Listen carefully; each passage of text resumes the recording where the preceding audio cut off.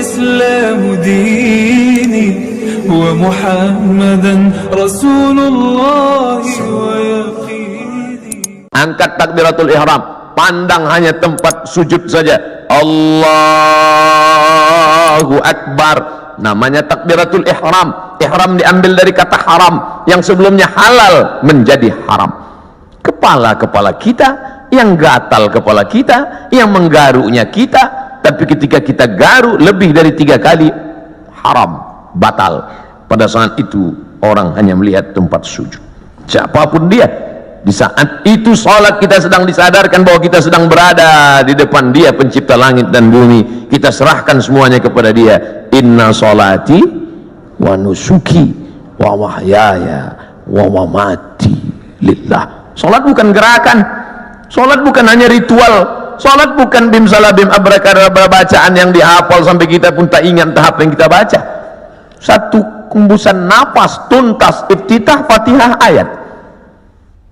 Bahkan sekarang kalau ada orang sholatnya lama malah dia aja, itu Syanu kok lama ya? Maklum, mu'alaf baru masuk Islam. Ente kok cepat? Udah lama, udah hafal Pak Ustaz. Padahal sholat adalah perenungan. Selain dari Allah kecil, Allahu Akbar. Jabatan ini kecil, tak ada apa-apanya. Kekuasaan ini kecil, tak ada apa-apanya. Yang besar hanya Engkau ya Allah. Kalau sudah mampu mengecilkan yang lain, membesarkan yang Allah, maka kalau dia hilang tidak akan terasa, karena semuanya kecil. Banyak ibu-ibu yang sudah mampu membesarkan Allah sampai yang lain itu terasa kecil. Meninggal suaminya, slow aja deh. Ibu enggak nangis, kecil Pak Ustaz. Semuanya kecil. Ini hanya amanah Pak Ustaz, ini hanya titipan Pak Ustaz. Kebetulan tercetus keluar dari mulut, amanah.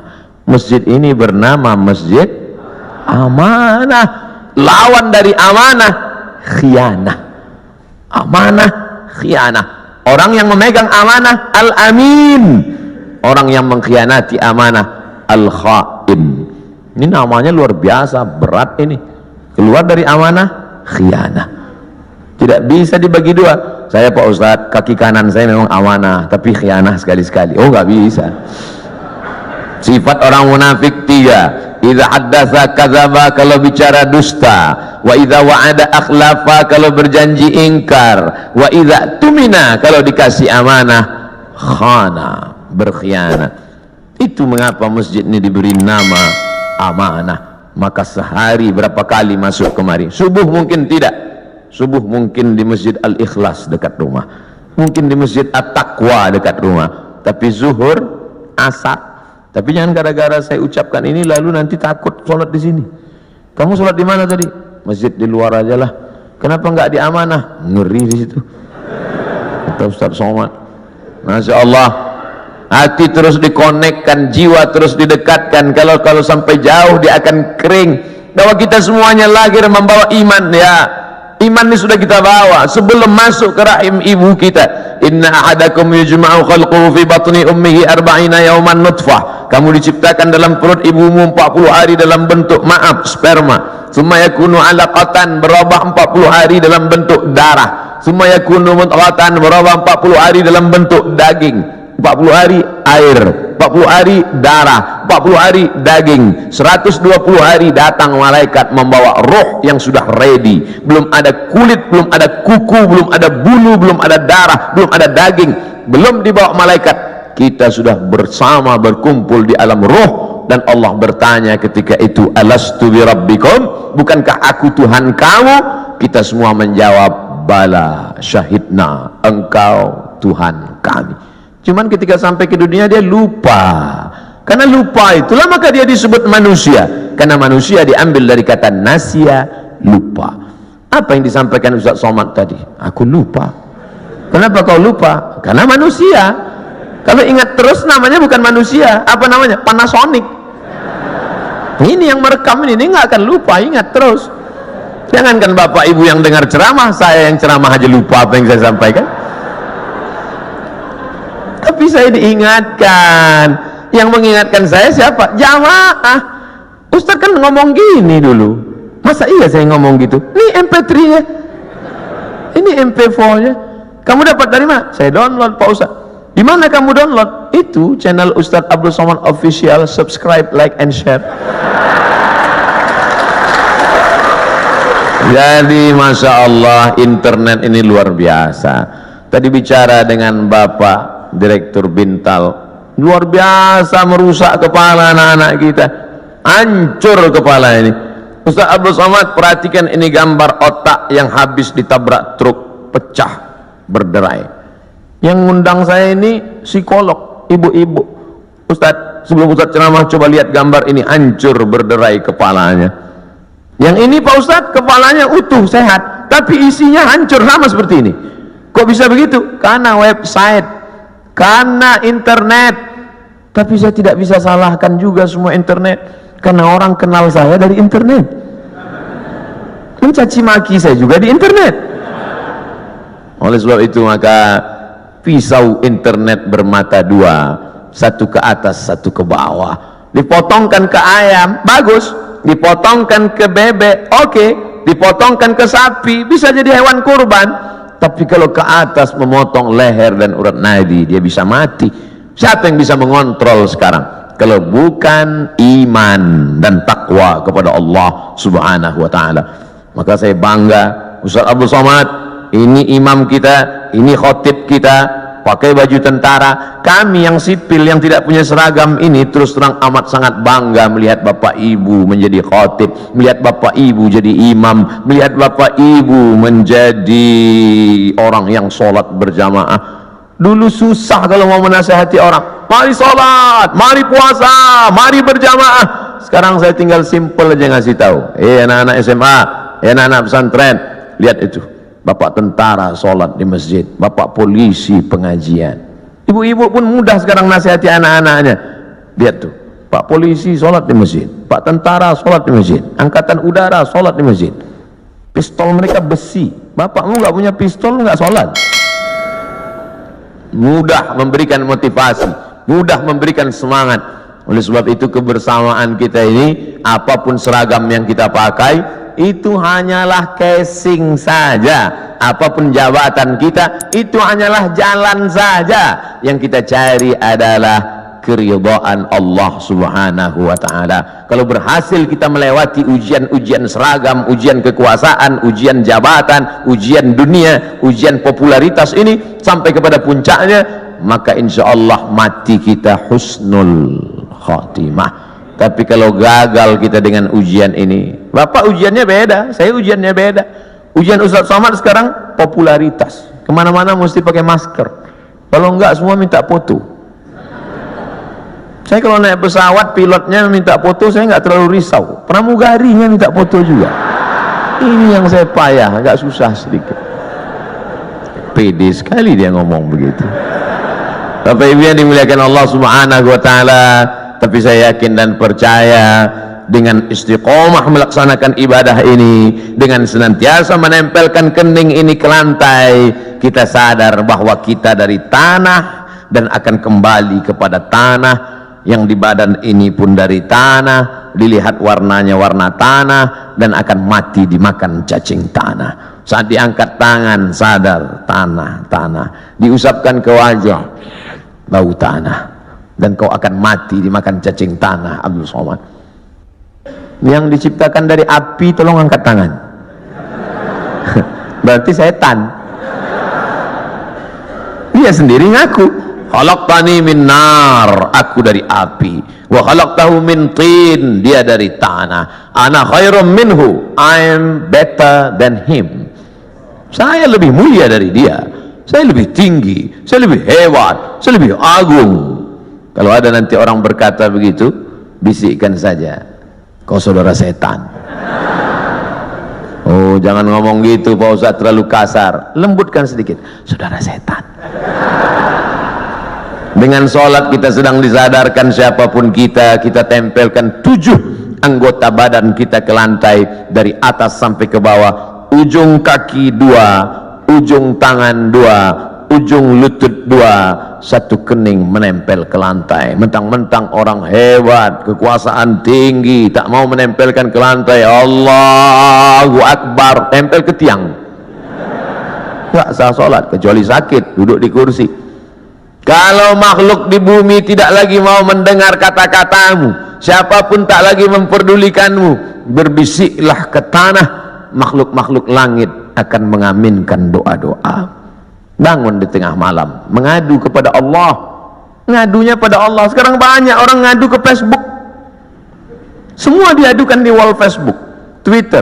Makin dibaca komennya makin stres, depresi, bersunyi-sunyi di tengah malam.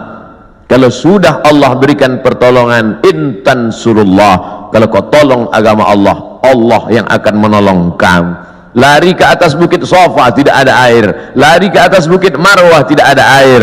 Di mana air itu datang? Air datang bukan dari tumit Hajar yang mencari air, tapi air dari tumit Ismail yang belum pandai berjalan. Hanya bergeser saja kakinya di atas pasir, memancar air Zamzami, air berkumpullah. Cerita ini 3000 tahun yang lalu. Karena Nabi Ibrahim pindah dari Babilonia ke Palestina 1800 sebelum Masehi. Sekarang sudah 2000, lebih 3000 tahun yang lalu. 1800 tambah 2000, 3819 tahun yang lalu. Cerita tentang air memancar. Saya kira ini hanya ada dalam buku-buku, dalam Al-Quran, dalam hadis Nabi, dalam sejarah. Ternyata hari ini tentang cerita air memancar saya dengar lagi pagi ini. Yang cerita siapa? Bapak Direktur Keuangan, Ustaz Somad. Saya gali tanah untuk ngambil jeruk, keluar air. Itulah air mineral yang saya minum pagi tadi. Kenapa Allah berikan air ini? Andai tadi mereknya tidak dirubah, saya tak bisa bedakan ini air dari mana. Sama seperti yang selama ini saya minum. Dari mana air ini datang? Dari Allah. Untuk apa? Ternyata persiapan pembiayaan pondok tahfiz Al-Quran yang sudah dibina dari sekarang. Datang rasa malu saya dalam hati. Saya selama ini cuma ceramah saja. Siapa yang membantu pondok tahfiz Quran, siapa yang membuka pendidikan Al-Quran, siapa yang menolong anak yatim untuk sekolah bantu Quran, itu yang akan menolong di hadapan Allah. Makanan yang kau makan akan busuk, pakaian yang kau pakai akan lapuk, yang kau sedekahkan itu yang akan menolong di hadapan Allah. Andai ada yang bertanya, berapa anak tahfiz Quran yang Ustadz tolong? Yang tanya-tanya. Ternyata Bapak sudah buat duluan. Ini pondok tahfiznya, pembiayaannya dari mana? Allah yang memberikan. Makin kuat keyakinan saya. Lama-lama saya bingung, saya datang kemari ini ceramah atau belajar? Ternyata ada ilmu yang ditulis di atas kertas, tapi ada ilmu yang datang dari Allah langsung real, nyata. Intan surullah, kalau kau tolong agama Allah, yang surkum, Allah akan menolong kamu. Ayat itu dari kecil saya sudah hafal. Ayat itu saya pelajari di Al-Azhar Mesir. Tapi kalau ditanya mana buktinya nyata, itu Allah menolong Nabi Muhammad. Apa kata? Itu kan Nabi. Mana real yang nyata sekarang?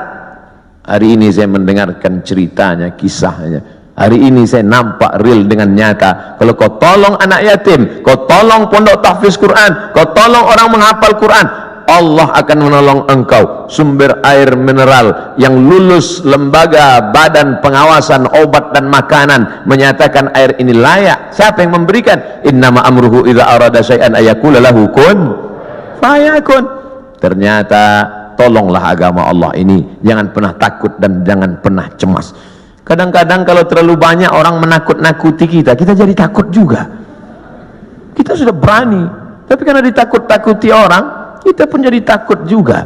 Ini Ustaz cerita tentang siapa? Tentang saya. Saking banyaknya yang membuli kita, kita jadi cemas juga lama-lama. Tapi rupanya semakin banyak cerita kita dengar tentang turunnya pertolongan Allah. Ala inna nasrallahi qarib. Yakinlah pertolongan Allah itu dekat. Jangan pernah takut dengan akhir masa pensiun, nanti saya akan makan apa, nanti saya. Berapa banyak orang berpikir nanti pensiun makan apa, malaikat maut datang malah sebelum pensiun. Malaikat maut tidak pernah datang melihat akte kelahiran. Berapa banyak orang sehat mati mendadak, yang divonis mati nggak mati-mati. Saya berapa kali ketemu ceramah dalam pengurus masjid Ustaz Somad. Nanti habis ceramah kita makan ya, oke. Bedanya kalau di masjid lain setelah ceramah baru makan. di kantor keuangan TNI sebelum ceramah udah makan duluan. Tabarakallah.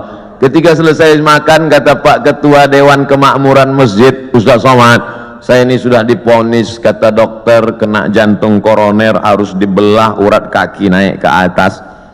Terus saya takut Pak Ustaz ngelihat ayam potong dibelah. Jadi ya saya nggak dioperasi. Katanya berapa lagi umur Bapak? 2 bulan Pak Ustaz. Terus udah 2 tahun nggak mati-mati. Bukan saya ngatakan Bapak Ibu nggak usah cek, saya tetap medical check up, tetap ke rumah sakit, tetap tanya dokter, termasuk kurusnya saya ini pun saya sudah konsultasikan ke dokter. Apakah saya ini sakit Pak Dokter? Kata dokter di Batam, Ustadz Somad, Ustadz kalau mau lebih berwibawa tambah beratnya dikit. Gimana Pak Dokter? Minum susu kental manis 3 kali sehari, pagi segelas, siang segelas, malam segelas, sebulan akan naik sekian kilo. Oke Pak, sebulan saya minum, timbang tetap. Saya tanya, Pak Dokter, sudah saya minum kok nggak nambah? Kata dia, Ustadz terima aja, berarti sudah takdir Allah Subhanahu Wa Taala. Yang penting saya sehat. Itu. Ini saya ceritakan supaya Bapak Ibu tidak terlalu memaksakan diet ingin seperti saya. Kenapa gemuk? Yang penting sehat. Ibu, bapak, yang penting sehat, beribadah. Apapun judulnya, hidup ini adalah ibadah. Karena tujuan Allah menciptakan kita, wa ma khalaqtul jinna wal insa illa liya'budun, ibadah. Cuman kekeliruan kita memahami ibadah terlalu sempit. Salat, zakat, puasa, haji, baca Quran, cuman itu ibadah. Padahal di kantor dari jam 8 pagi sampai jam 4 sore adalah ibadah. Kalau dipahami ini, ngurus keuangan negara TNI ini adalah ibadah ringan, dan kita tidak akan mungkin curang. Sebagaimana kita jujur dalam sholat, sebagaimana kita jujur saat di Masjidil Haram, begitulah kita jujur di kantor kita, karena pekerjaan kita adalah ibadah. Tapi jangan dibalik, nanti pas azan zuhur, Allahu Akbar, Allahu Akbar, tetap buat laporan. Loh, ente nggak ke masjid amanah? Ibadah. Nah, ini harus diluruskan juga.